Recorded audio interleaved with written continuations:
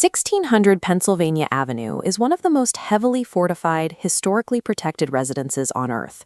You don't just knock down a wall or add a patio with years of security reviews and congressional approvals.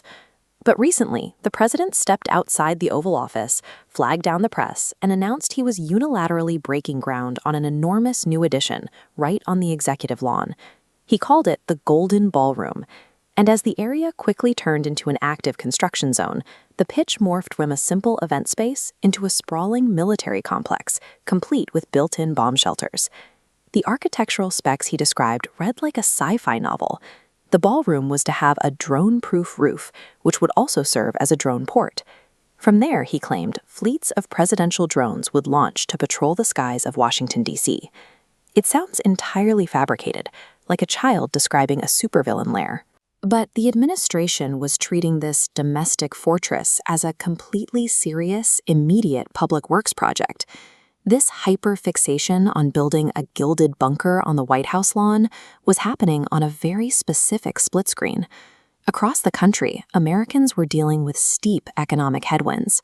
The cost of living was soaring, with nationwide diesel prices hitting over $5.50 a gallon and regular gas topping $4.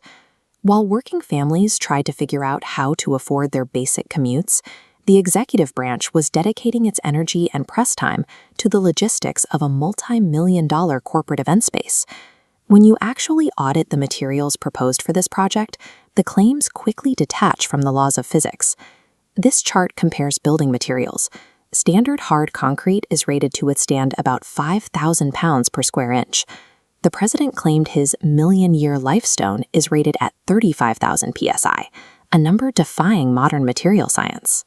The landscaping plans were equally strange. The president boasted that the highest quality grass was delivered and installed completely free of charge by Scott's Miracle-Gro. He then used his impromptu press conference to explicitly plug the company, openly admitting right on the White House lawn that the corporation's owners were massive financial contributors to his political campaign. Before a single wall was even finished, the blueprint revealed itself as a bizarre mix of impossible engineering statistics and blatant donor favoritism.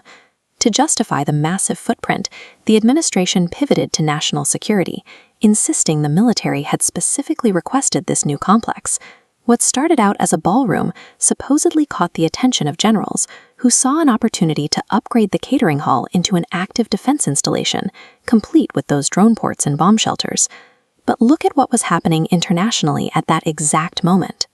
While the administration focused on securing the lawn, adversaries like China were building massive artificial islands with deep-water harbors and military runways in the disputed South China Sea. At the same time, the United States had moved its last supercarrier out of the Pacific, leaving a noticeable gap in the regional security umbrella. Pitching a domestic event space as a critical military asset blurs the line between personal luxury and national defense, drawing attention and resources away from genuine global security threats. Despite the press conferences and the grand architectural claims, the entire project recently hit a wall at this federal courthouse. The D.C. Circuit Court of Appeals handed down a ruling that effectively ordered a complete halt to the ballroom's construction. This flowchart breaks down why. Under the Constitution's property clause, the president is merely a temporary tenant. The public, represented by Congress, owns the land. Therefore, any structural changes require Congress to use its power of the purse to explicitly approve and fund the building. The president publicly dismissed the legal roadblock, claiming to reporters that the lawsuit was filed by a random woman who was just walking her dog and didn't like the view. The actual plaintiff was the National Preservation Trust. They are a recognized legal entity with established standing in court, specifically tasked with preventing the unilateral destruction or alteration of American historical sites. Bypassing the legislative branch to build a personal megacomplex serves as a direct physical test of the separation of powers. Regardless of claims about million-year stone or drone fleets, the White House remains strictly constrained by the limits of the Constitution.